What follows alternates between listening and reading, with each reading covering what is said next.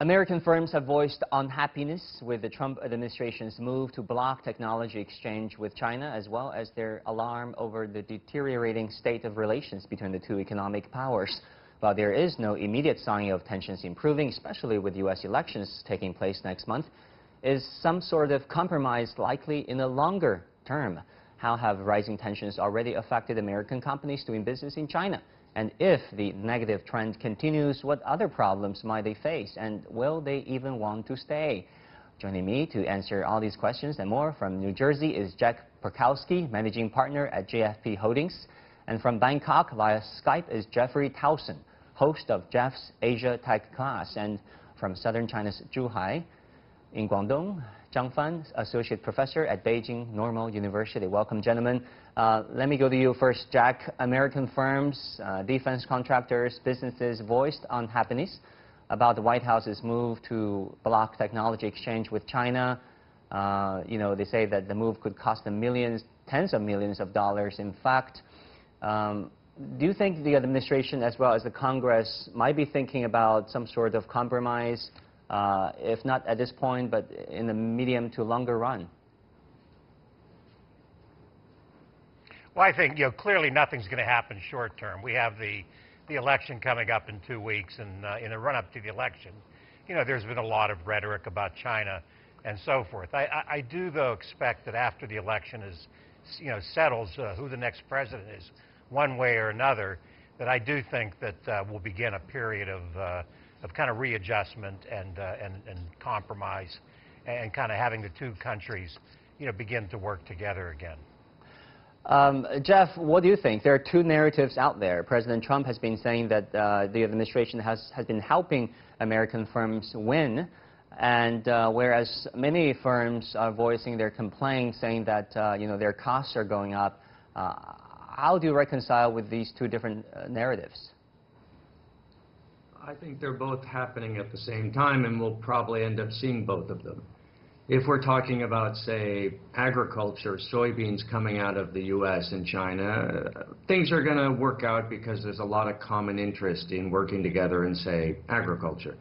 But if we're talking about certain high technologies, semiconductors, we're probably moving in the other direction. So I think we're seeing both at once, and I think it's going to be a lot of selective engagement and disengagement going forward, depending on what sector you're talking about. Sure, it's hard to generalize and see the big picture. There's so many specific sectors at stake. Professor Zhang, what do you think? Are the White House policies helping or hurting the American firms at this point? Well, I think they have a fundamental misunderstanding of the competitive landscape, certainly what has been before this administration. I don't think it has ever been Chinese companies against American companies. It's always been a group of Chinese and American companies fighting against another set of Chinese and American companies. For example, the TikTok thing, that Trump is trying to essentially sort of take that from China and give it to America, but in reality, at least 50% of the shareholders in ByteDance, the company, were American to begin with. So this sort of forcefully cutting the ties between such interwoven sort of system, it can't possibly be beneficial for most of the companies. I mean, it might benefit one or two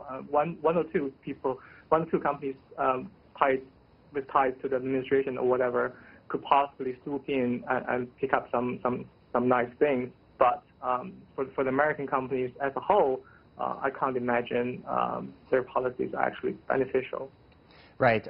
Let's look at some statistics out there. In an annual survey conducted by the American Chamber of Commerce in Shanghai, 92% of companies surveyed say they want to remain in China, despite ongoing tensions. Jack, is that the sense you're getting, that the majority of U.S. companies doing business in China want to remain in China? Did you talk to your friends, people in the community about this?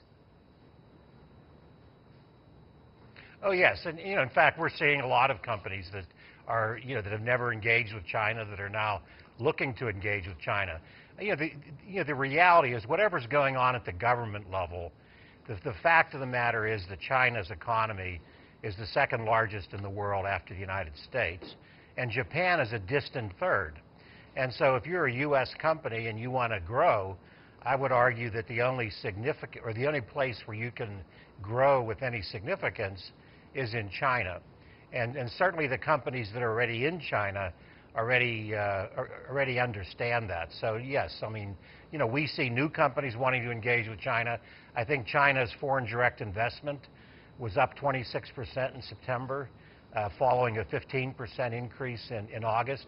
I'm not sure where that's coming from, but I'm sure there are some U.S. companies in there. So yes, you know, I see U.S. companies continuing to want to engage with China just because the size of the market is such that you just can't ignore it. Right, but we see that there are reports saying that parts of the supply chains of some U.S. companies have been relocated to countries like Vietnam. So Jeff, do you think continuing to work in China remain an attractive option? Does it make economic sense to American companies? Well, I think you have to sort of split it from the demand side to the production side. If you are looking to sell something, luxury handbags, movies, soybeans, whatever, then those businesses are going to go after this market because it's a big one, and they're going to go after India and other places. The supply side is a little more complicated because it's a different question when is Apple going to keep making the vast majority of its smartphone production, or at least assembly, in the mainland. No, you can see them hedging that and starting to diversify the supply chains. So when we look at sort of FDI in China, we probably see a bigger change on where people are putting their supply chain and just sort of hedging their bets. And then, to be fair, China is doing the same thing. They don't want to be as dependent on U.S. semiconductors as they used to, so they're building alternative supply chains as well. So the supply side, we're probably going to see a lot more movement in where the dollars are being placed in sort of building factories and M&A and stuff. The demand side is, you know, people are going to go where the demand is. Professor Zhang, what do you think? What are the challenges? Because, you know, the majority of companies surveyed by the American Chamber of Commerce in Shanghai say they're willing to stay, but a third of respondents say that they have increasing difficulty of remaining their staff in China. Well, the American companies, they're in China not for the benefit of China. They're here to exploit efficiency gains. You know, in the past there's been savings on labor costs, but China hasn't been that cheap in terms of labor costs for a long time now. If it makes business sense to move away, they would have moved away a long time ago. What they're in China really for is for the productivity gain. You know, the army of engineers was willing to work Saturday nights and entertain 100 different change of ideas from the American designers to push out something on a tight deadline and ramp up production to an extremely high level. For example, whenever Apple is pushing out a new product, you're going to have millions of devices, bug-free, pushed out all at the same time. And China is one of the few, if not the only place I think that's possible. So I don't think it's really a matter of whether they want to. I mean, if there are incentives given, they will try to take it, and they will explore possibilities of diversification, of course. But there's the issue that if you actually leave China and your competitor doesn't, then you're at a disadvantage. So I think they would try to explore alternatives, but at the same time, I don't think they will leave China because it doesn't really make much sense.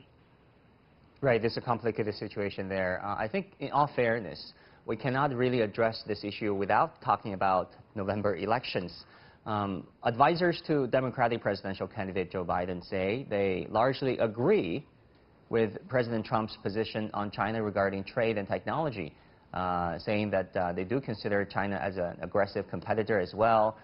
You know, Biden advisors say that the tariffs enacted by Trump will likely continue under a Biden administration. Is that the sense you're getting? Jack, starting with you. No, I think there's going to be a different approach. I mean, I think, you know, when you have an election, you can't just listen to what the politicians say. You have to look at what they've done. And under the, you know, the Barack Obama, Joe Biden administration, I mean, they were basically, you know, not very tough on China. There were no tariffs and that sort of thing. So rather than listening to what the Biden administration or the Biden advisors are saying, I'd look at what their practice was when they were in power. So I would expect that a Biden administration would be a lot friendlier towards China, whereas I think, Trump will continue to take a tough stand on things like tariffs and intellectual property and so forth. Jeff, what do you think? What might a China policy look like regarding trade under a Biden presidency if he wins? Right. I mean, we've traditionally spoken about the U.S.-China relationship in terms of business efficiencies, economics, things like that. And that really has changed in the last 3 years, where it is now a political subject, and business is downstream from politics. So we are seeing China as a political subject discussed in U.S. elections, discussed at the policy level. We never saw that before 2016. So that's going to determine everything else. My standard rule with Trump is Trump always escalates. It's not what he's doing now, it's what he's going to do next. And I think if you start looking at the tariff situation, which started out very, very small, it was 10 to 15% tariffs on $20 billion of goods. That was considered a big deal in 2017. It's a world away from that now. So you have to start thinking these technology, these business rules that are being put in place, what could they be if Trump remains in power? And I think Biden, probably status quo, reevaluation. Trump, I always think he's going to escalate. That would be unfortunate. Professor Zhang, what do you think? Do you think Biden will keep much of Trump administration's trade and technology policies vis-a-vis China in place? Well, I don't think he's going to just straight up unwind it as soon as he gets into office, because he's been accused of being so-called soft on China by the other side. So he probably try to avoid optics of sort of giving in to China straight away. It is in the U.S. own benefit to unwind those tariffs. They've been printing money like there's no tomorrow. There's trillions and trillions. We're just talking about them like kids' toys. And that's going to drive up inflation, drive up asset prices. And then the U.S. dollar has been dropping in value, especially against Chinese yuan. So those imports are already very expensive. And on top of that, if they increase or even just maintain the tariffs, ordinary people's lives is going to be pretty hard before the economic pickup gathers steam in the U.S. So I think as a practical matter, they will gradually. The sensible thing to do certainly is to gradually unwind those tariffs, and hopefully, in their point of view, sort of ask China to allow more access for American companies as a return, so they can claim a win of some sort. I think that's the most likely scenario if Biden wins. Mm-hmm. We have about 1 minute left. Jeff, let me go to you for the final question. This is how I see it. There are several pillars of hostility, hostile elements, if you will, against China in Washington. The security establishment, for sure, the business community who are increasingly unhappy about doing business in China, the hawkish advisors, Washington strategists, and also people in Congress, and their lobbyists. Do you think a Biden White House will really, turn the tide? I mean, I just listen to the voices. I'm just an observer. I don't hear any political arguments coming with the other position. The Democrats and the Republicans agree on this, which is absolutely stunning because they don't agree on anything. So when you listen to the arguments of, what should be done with regard to U.S.-China, you only hear one argument. You really don't hear a counter argument saying, let's drop those tariffs. Well, I mean, a little bit, but not much. It's strangely uniform for the American political system. All right, we'll leave it there. Many thanks to Jack Perkowski, Jeffrey Towson, and Professor Zhang Fan. Thank you all so much.